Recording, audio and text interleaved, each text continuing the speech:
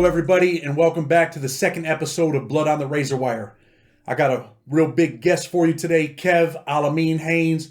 Spent 27 years of his life in prison, went in at 24, seen a lot of things, was involved in a lot of things.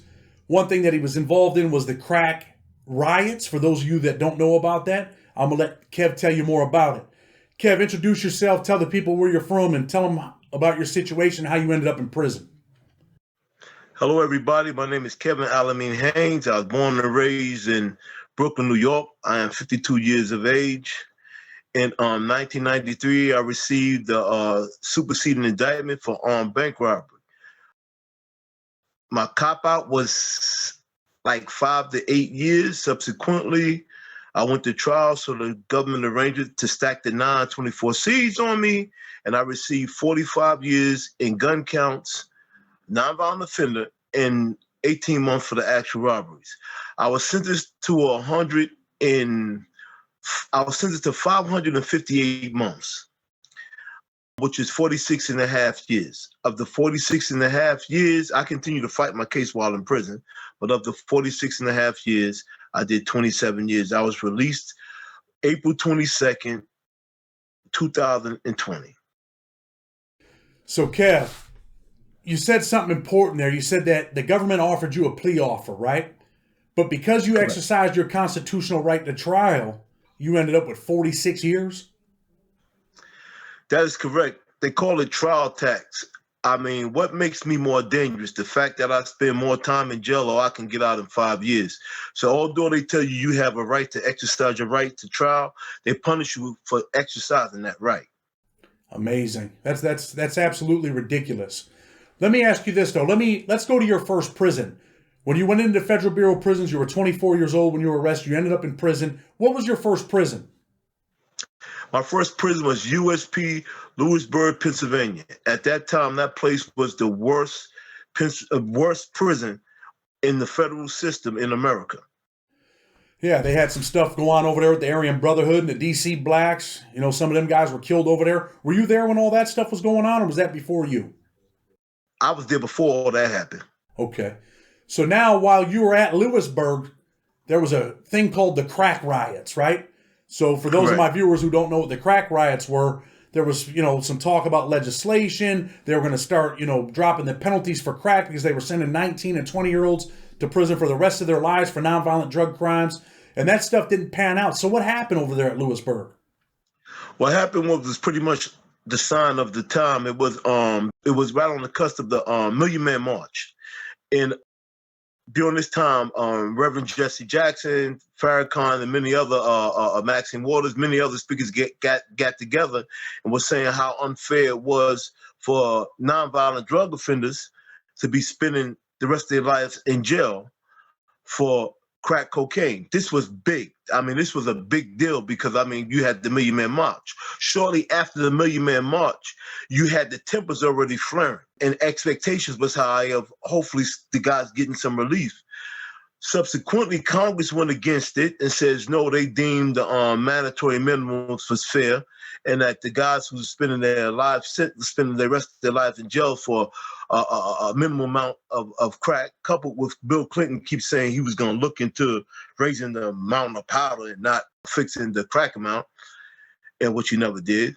But the place just went up and went crazy nationwide. It started in the camps from the FCIs to the USPs. Just went crazy. Janet Reno was the attorney general. They locked the whole Federal Bureau of Prison down. So you're at Lewisburg and this riot breaks out. What are they, busting windows, lighting fires? Are they assaulting the guards? What's going on? Correct. Correct. It was one night when it got to its apex, and I'm talking about the guys just started busting windows and setting fires, and some guys even managed to make rockets. Back in them days, you could learn something from guys in the feds.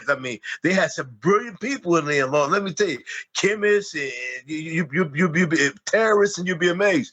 But you could learn things. But I'm talking about these guys had rockets. I'm talking about they had knives, and it was a very brutal and violent things. In Atlanta, some officers got raped. Women got raped. Hold on. I got to stop you.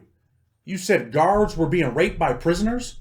Yeah, in Atlanta, the guards was being raped by prisoners, and it was ugly. It was that was a very ugly thing, and it's sad, and it's amazing how a person when a person loses hope. See, this is what you call losing hope. When you lose hope, there's despair, and where there's despair, there's confusion. Where there's confusion, there's chaos, and that's what happened, and no one cared about relief or going anything because you was just never ever going home ever again. So it was a full-fledged riot. They burned the place down pretty much. I mean, it was out of control, Mhm. right? So you leave Lewisburg based on these riots, right? They round up the leaders and the people that they felt were the masterminds, and they ship them off to Terre Haute. You were one of the guys that went to Terre Haute maximum security prison, correct? That is correct. I did 6 months in the hole in '95 in USP Lewisburg. When they sent us to Terry Hut, that was the start of what we now call the Smooth Program. Hold on, because I want the viewers to know what the SMOOT program is. That's a special management unit where you're locked in a cell. You get to come out 1 hour a day, 5 days a week, and then the other 2 days you're stuck in the cell all day long, correct? That is correct. Okay, so that's the SMOOT program, special management unit, and they now have they now put people where for the SMOOT program? Do you know? They built a new place in Illinois. I forgot the name of Thompson. that place. The Thompson facility. It's called Thompson. Thompson. Yes. Thompson. They said it holds almost 5,000 people. It's also a dropout spot. You can explain to them what a dropout is too, right? Yeah, I mean, I can tell them now, so the viewers know. Go tell them. Don't forget to hit that subscribe button, but let me tell you what a dropout is. A dropout is a person that's in a gang, in a group, in a car, may have done something wrong, and they drop out of their gang, or they want to get away from their homeboys, or some guys that didn't do anything wrong, they just want to quit their gang. So what they do is they drop out, and then they send them to these special prisons to keep them safe, because usually when you drop out of a gang, you put yourself in danger, correct? That's correct. Okay, so continue with your story and let us know. Well, once we got there, they tortured us, they beat us, tortured us, and whipped us for participating in the crack riots. And I went to the shoe in 1995, and I didn't get out to 1998. Who's beating you? Who's beating on you right now? Oh, the officers, they all had metal, but they had the hood, the helmets and stuff like that. We couldn't understand it because we didn't do nothing in Terry Hut, but that's how, the system is still a part of that branch of that tree. So once we got there, they literally beat the same stuff that they did to them people in Guantanamo Bay. It's the same stuff, exact stuff that they did to us. And if you don't believe it, if you can rewind some of the old tapes of Donald Rumsfeld, and of course, be denying our emotions when we file on this stuff. If you rewind the old tapes of Donald Rumsfeld, who was the Secretary of Defense, he said it. He said, what we did to them people in Abu Ghraib, Iraq, is no more than the same thing we do to our prisoners over here in the U.S. when they have uprisings. Wow.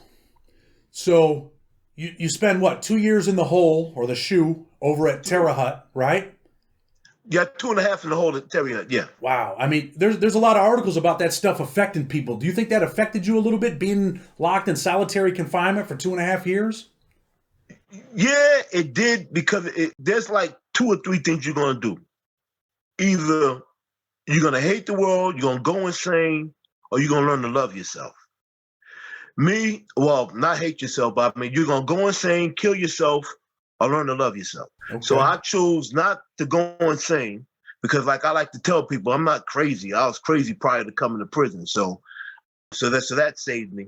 And I wasn't going to kill myself. So what happened was I learned to love myself, because between the torture and the conditions of being in solitary confinement, it's enough to drive you crazy. I watch guys go crazy in there. I'm talking about smearing feces all over their body, stinking. I'm talking about just going crazy in there because they couldn't take it. And it's really inhumane. I mean, something should be done about that. That's really inhumane. I've seen it myself. It's definitely not a good thing for people mentally and emotionally. It just destroys them. So you do your 2.5 years in the shoe. You come out of the hole. You're in population in Terre Haute now, right? Correct. What's that like? When I first got out, I wanted to turn back around and go back to the shoe because I spent so much time in the shoe. Overall, 6 months in the hole in Lewisburg, then 2.5 years in the hole. It was altogether 3 years. So, like I said, I went to the hole in 95 and got out in 98. In 95, we always had, up until that point, we controlled the Toastmasters, the JC, the NAACP. We had all these different organizations. All of them organizations was taken away from us. And the kids wasn't willing to fight for nothing. So it was like a culture shock when I hit the compound and I'm just looking around. The officers is extremely racist, and the ones that aren't racist is just like real, just terrible officers, almost like just verbally as well as physically abusive.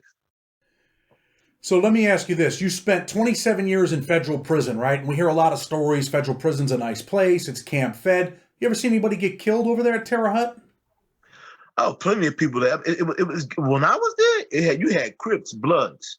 You had Nathaniels. And sometimes they sneak a Sereno on there. I'm talking about. I have seen them go fight each other, and the Crips, the Blood, the Gangster Disciples, the Black Peace Stone Raiders, the Vice, all of them. I mean, that was a real blood and gore type of place there. I mean, the worst wars you ever want to see in prison. And I seen them there in Terre Haute, is a race war. I had a homeboy that was there when his name was Green Eyes. He was a Muslim. He was from upstate New York.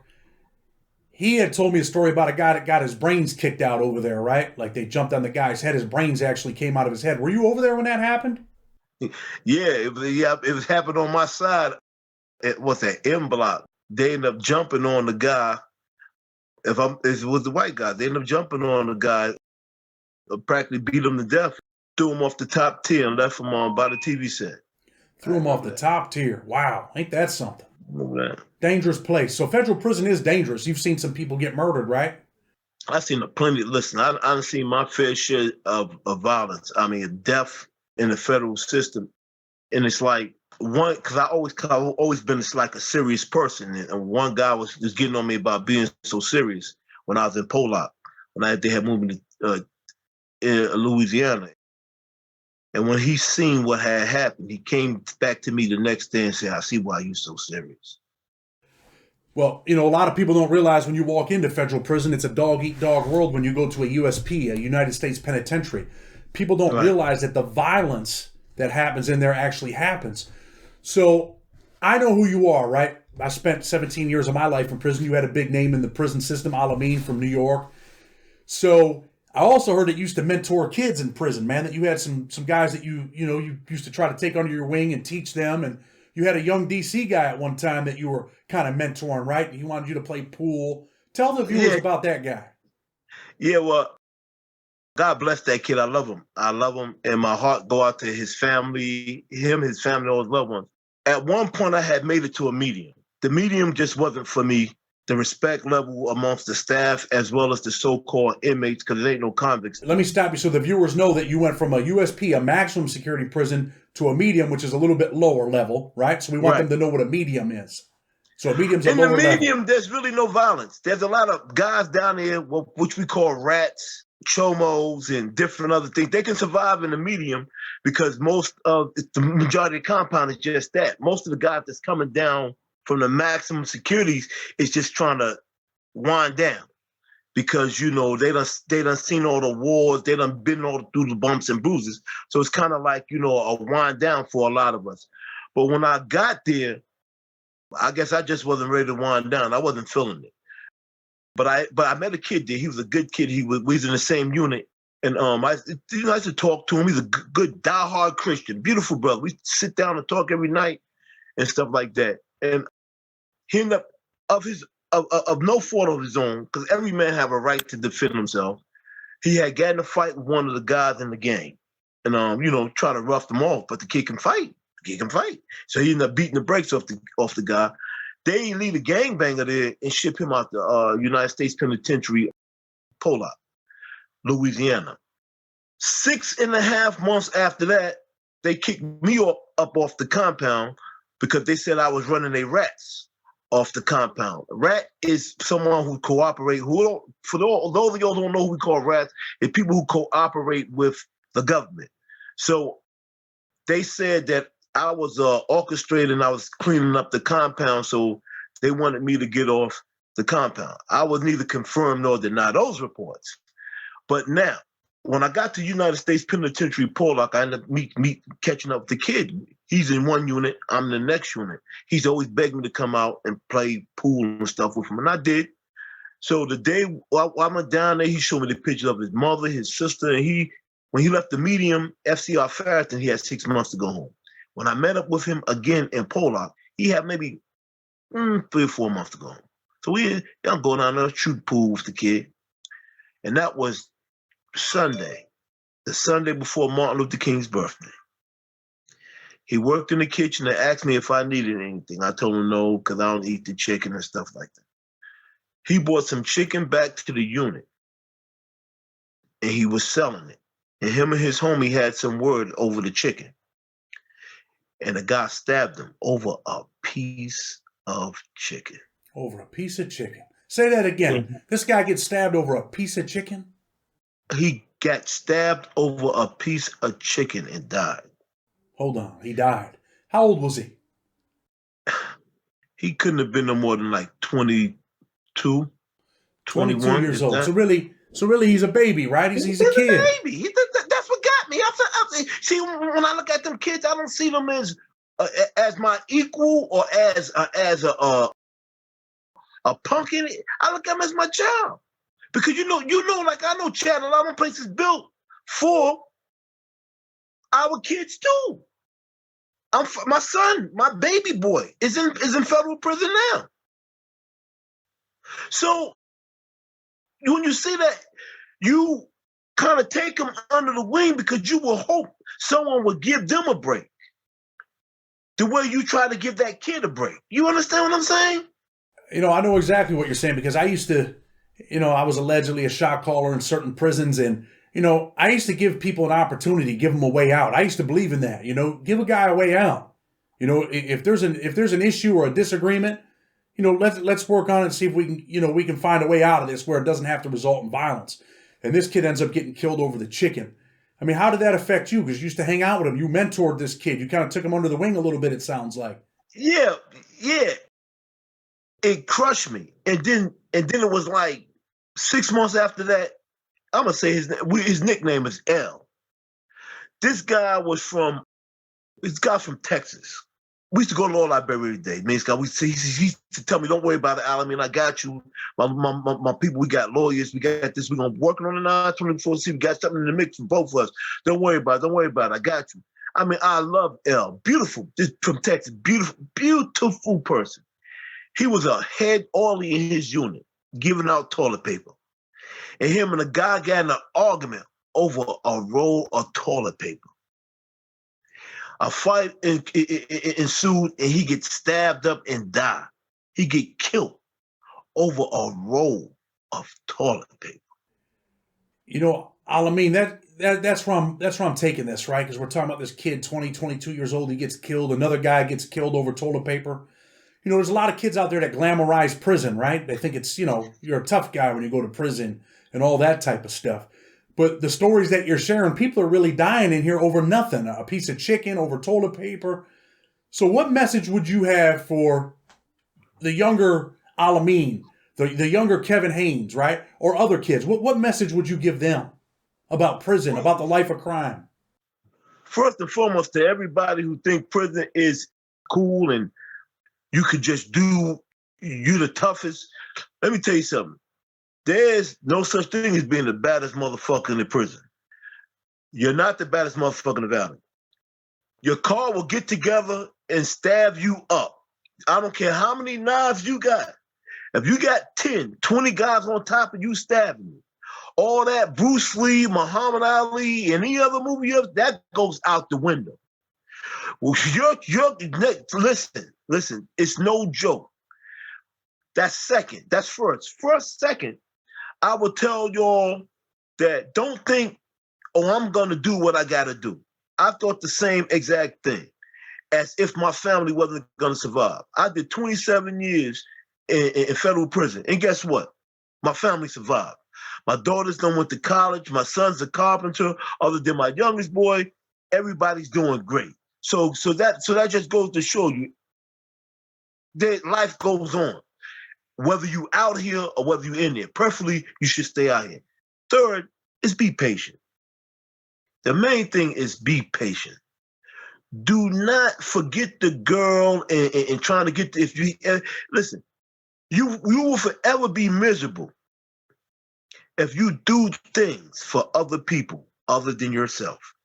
If you think you got, if I got to get this car to get this girl, or have this chain to get that, to impress that girl, or have this amount of money in order for her to look my way, what happens when you get her? Nothing. You're miserable. You're miserable. Why? Because this is stuff you didn't even really want. You just got it to impress her. So be patient. So, a lot of kids are out here, they want to impress people. They want a nice car. They want a nice chain. They want to get girls. Because I was that guy. I thought I was that guy at one time. And I'm sure you were too. So what happens to the girl usually? I mean, you did 27 years. I'm sure you've seen a lot of guys come in and, their girlfriends all stayed with them, right? Hell no. And neither did mine. Let me tell you what I told my son. My son says, oh, yes, this nice girl I want to get with dad. She's fine. I want to give her. She only deal with guys who get money, the drug dealers, the this, the D-boys, the that. I said, well, look, I tell you what, James. I said, it's almost Christmas. It was summertime falling. I said, around Thanksgiving or around that time, because every year around that time they do a sweep where they pick, especially political season, like they locking everything up. So I said, you be able to get the girl in because old man probably be right up here in the feds with me. He like, Dad, don't stop. I said, I'm telling you, that's how they got this thing designed for us. Long and behold, around about that time, that's what happened. A few months later, who's up with her? My son. I said, you see there, you didn't have to rob a bank. You didn't have to sell no drugs. I said, because, man, let me tell you, it's hip to be square. Just like I was the baller, shot caller, and putting my lick down in the street, and some lame got my woman, just like they may look at you as some lame because you a hardworking man. Now who got their woman? I mean, that's real right there, right? That's a real thing. So Yeah. now, you said you had 46 years. I know your backstory. I'm not going to go too far into the law and all that on this interview, but that's something we can do later. But, you said you had 46 years. You did 27 years of that. You're out of prison. I know your story. Former federal judge John Gleason took your case after the First Step Act was passed, and he argued that you had extraordinary compelling reasons and you should be released. That was based on the changes to the 924C stacking provision and your rehabilitation. And that's how you got out of prison, correct? That's correct. I'd like to thank the Honorable John Gleason, retired Honorable John Gleason, as well as my district court judge who released me, the Honorable Raymond J. Deary. I'd like to thank them, John Gleason and his whole team, Marissa Taney and all of them. May God bless them. But yes, that's how I got out off of the compassion, the extension of the compassionate release of the First Step Act. But the beautiful part about it is I'm gonna tell the kids, it's merit based. You just can't be in the. See, I started winding down. I went back to school. I got my Blackstone paralegal diploma and all that. I started winding down, and so my last 5-10 years, I had clear conduct. I was going to school. I was doing different things. Not that I was expecting release. As you start aging, your age should reflect your wisdom, and your wisdom should reflect your age. And now it's time. I started winding down, and then this came about with the compassionate release. It's merit based. In other words, what I'm trying to say.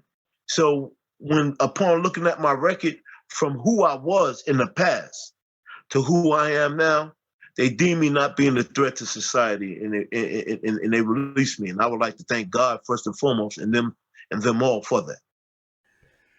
Well, listen, Alameen, I appreciate you coming on the show, talking and giving that message. I mean, you always drop jewels, man. You're a well-respected dude in the federal prison system, well-respected dude in New York. People know who you are. I appreciate the message for the kids, man. And just, I want you to live your best life just like I want to live my best life. I'll let you, take this opportunity to go ahead and say whatever you want to say at the end here. If you got anything you want to say, you drop some jewels here, but anything else you want to add or offer? Yeah, I would like to tell to all of my fallen soldiers who are who's out, the ones who are in the system, first and foremost, keep your head up. I've been working, me and Chad, we've been working in tandem on prison reform. Don't think that we got home and we've forgotten about anybody. It's just a little sketchy with this coronavirus. I just got my ID and stuff like that, so things is just a little hard. But we has been working hard body on prison reform to get you guys out. So we ain't forget about y'all. All right. That's one. Two, to the guys that's out too, and to the guys that's coming out. Don't try to catch up for missed time. You can fill a pothole in the street or space in the bookshelf. You can fill in the space, but you can't fill in time. Your time starts from the time you out. You're a new man. You can look at it as a glass, a cup being half empty or half full. Okay? You can take this time and start it from as a new beginning and start your venture and live the best life you can possibly live. And to the kids, be patient, and believe in yourself. No doubt. So look, man, like I always say, Blood on the Razor Wire TV, bring it to you real and raw. Hit that subscribe button, share this video. If you got a kid that's going down the wrong lane, sit them down. Give them 30 minutes to watch this video. If you want to reach out to me or Kevin, you can find us both on Facebook. And I don't have no problem talking to your son, talking to your daughter, and just giving them some wisdom. I'm sure Kevin feels the same. So with that, we're out of here. Blood on the Razor Wire TV.